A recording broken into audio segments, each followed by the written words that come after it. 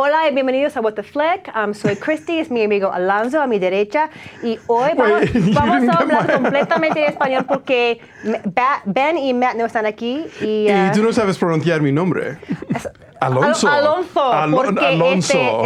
es español. Sí. Y vamos a discutir una película hoy que se llama Loco, Estúpido Amor. Hey! It's jueves gigante here. Is it jueves? Yeah, it is jueves. Jueves gigante. Gigante. Y, vamos a hablar en inglés hoy. Yes. So lo siento.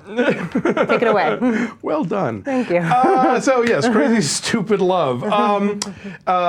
Steve Carell and Julianne Moore were high school sweethearts, and they've been married their entire lives practically, and they've only slept with each other. But she's not happy, so she has an affair with a coworker, and he's a sad sack, and he's moping around this bar. And so stud Ryan Gosling decides to take him under his wing and teach him how to dress and how to behave and how to pick up women, and wackiness ensues. 25 years of marriage and you have nothing to say? I'll just say it. I slept with someone. If you keep talking, I'm going to get out of the car. I think the fact that I did it, it just shows how broken we are. Okay. And how much we really... Oh my God, Cal! You're getting a divorce? Yeah. Amy heard you crying in the bathroom. We all thought it was cancer. Oh. Thank God, man. Yeah, just my relationship. Hi, can I buy you a drink? Uh-huh. Let's get out of here. Want to get out of here? Yeah. What are you doing later? I don't know. I do. There's lots of beautiful women in this bar, but I can't take my eyes off of you. It's time to go home. Oh, it's forward of you, but okay. Yeah. Should I pull the car around? Have you been drinking? I'll drive. I met a girl, and she is a game changer. She's your soulmate, right? Go get her back. Wow, how old are you? I'm in love with her, and I don't know what to do about it. I don't know when you and I stopped being us. You know, when I told you that I had to work late, I really went to see the new Twilight movie by myself. And it was so bad. I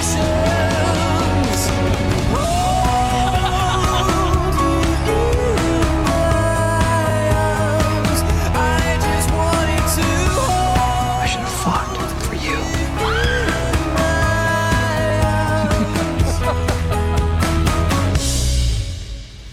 Take off your shirt. Why?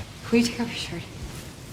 Seriously? It's like you're photoshopped. So this is a very frustrating movie for me because there are so many moments that are funny and the humor comes from a very honest place, but so often it just feels contrived and feel good. Like it's meant to be representing this realistic depiction of love, and all these feel good moments happen that totally undermine There's that. a real tug of war here, because on the one hand you have the directors who are the guys that did I Love You, Philip Right. Morris, and they wrote Bad Santa, and they have a really sort of smart and subversive sense of humor. And then you have the writer who wrote like Cars and Tangled and Fred Claus. And so it's like, yeah, so it's this sort of schizophrenia back and forth where on the one hand it's smart and it feels like real people saying real things, and then it's this sort of like sitcom warm and cuddly thing. So the parts that work are really great, right. and I recommend the movie for those parts, but just go in knowing that you also have to get through all the schmaltzy stuff that is not as effective and is not as fun and funny and you know, credible as the other stuff. Right, like I didn't believe for a second that Ryan Gosling would even give Steve Carell the time of day in real life, much less like upend his own life to give this nerdy 40-something guy a makeover. Like, having said that, I like them together and they have some really funny exchanges. And I love Ryan Gosling in this. And I was willing to suspend my disbelief for that because so that we could have a movie. But then after that, there's so much other stuff going on, and some of the twists are contrived, but at least they're unexpected for me anyway. I didn't see them the twist coming. There are two. I didn't see either of them coming. But there's so much sap going on by the end of it. You were like, ugh, you know. I mean, like it's hard to care if Steve Carell and Julianne Moore get back together because they're far more interesting apart.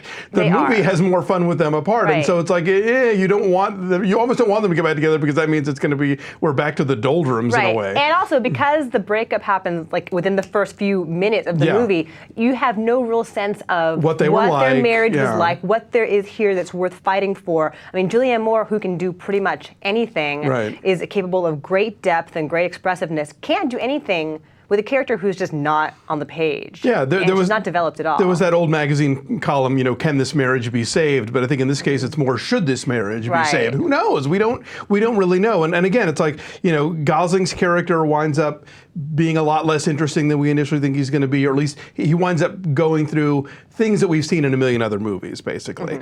And then his relationship with Emma Stone, they're really charming together. I would love to see them. That's a better movie. The two of them is a better movie. Yeah, I would love to see them together in a better film, in a better written film than this, you know. But and again, there's these throwaway lines that just made me howl. I mean, just they're in the middle of this sort of romantic evening together, and suddenly she starts quoting those old Lauren Bacall High Point coffee commercials just out of the blue. Oh, I love that whole scene. Their whole first night together. Emma Stone and Ryan Gosling. They have this great chemistry. He's extremely different in this than he ever has been before. Yes. In terms of, he's done some comedy in like Lars and the Real Girl. That's like a quieter kind of subtle comedy. He's sexy as hell here. He's charismatic and very, very funny, which I don't think we knew he had in him. Emma Stone, of course, just lights up the screen, which is a huge cliche. She knows how to do this role, and she does it again. You know, she's fine. You know, Julianne Moore. Yeah, she doesn't really. They don't. It's not like The Kids Are All Right, where she got to play all these sort of different tones or whatever. I mean, it's kind of a thankless role, and she sort of does what she can with it. And if anything makes you, if there's any reason that you want Steve Carell's marriage to work, it's because he's married to Julianne Moore. But that's about it. That's about all this movie has to offer. Yeah, and then there are a couple of scenes that really made me cringe. There's the big climactic, very public confession that takes place, which was done a lot better in like About a Boy, for example. Sure. But it's so contradictory to these small, cool, funny moments of honesty. Like, that never happens. The big moment with Steve Carell never happens any place except for a movie and except for a romantic comedy. And a better movie makes you buy it. Even though it's a total hokey movie moment, a good movie, you'll still be like, oh, okay, fine. I forgive it, but this was not good enough for that. This movie does not pull it off. So yeah, I would say this, it's a movie that you're going to want to watch on cable to see like this part and this part and this part, and then sort of baduke through the rest of it. I wish we could like annotate them for you. Like stop at moment 47 minutes in or whatever. It's also a huge throwdown, like knockout, drag out fight between a bunch of people that happens, which is so out of nowhere and so unlike the tone of everything that came before it. But I guess it's meant to be the stupid part. Or is it the crazy part? Who knows? And it didn't occur to me until afterwards that this was a PG-13 rated comedy, and I think, this might have actually benefited from being rated R. I think if they had pushed it a little further and felt a little more open with the sexuality or just the discussion of the sexuality, because that's so much of the movie and such an interesting part of the movie. And certainly the directors know how to work blue, and Bad Santa, I Love You, Philip Morris, two movies that are really great and really, push the edge, and they're not just sort of, obscene for no reason. They actually go to some really funny, dark places that a lot of movies would be too afraid of. But they're raunchy, but they also have some warmth to them. And I think like this never achieves a balance. Like, the warmth kind of envelops everything and sort of sucks the fun out of it, unfortunately. And it's long. It's pretty much every bit of 2 hours long, and I don't think it needs to be. Yeah. But really so they're great moments. Really fast. Also, I like the boy who plays Steve Carell's 13-year-old son. They have some nice moments there. Yes. And then he and the 17-year-old babysitter that he has a huge crush on, they have some kind of funny moments there. That's like the third crazy, stupid relationship going on here. But again, like they're all different movies. Strong ensemble and a lot of good, what they call two-handers, but they don't add up to a thing that works. Okay, what is your number? 6.6. Okay, I will say 6.5. So we're going to round up to 6.6. So, I mean, kind of an endorsement. I think it's like 75-ish. If Matt were here, he could tell you that it's like 73, 75%-ish on the Rotten Tomatoes. It's been dropping. It was high, and it keeps getting some negative reviews. So. But hey, it's better than the Smurfs. Oy vey, how is the Smurfs? But they're 3D Smurfs. You can reach out and touch jokey. Oh, God, you don't want to know. It agony, the Smurfs, but that's a whole other thing. So go see Winnie the Pooh instead. Yes. All right, thank you so much. Have a great weekend, guys. Bye. Take care.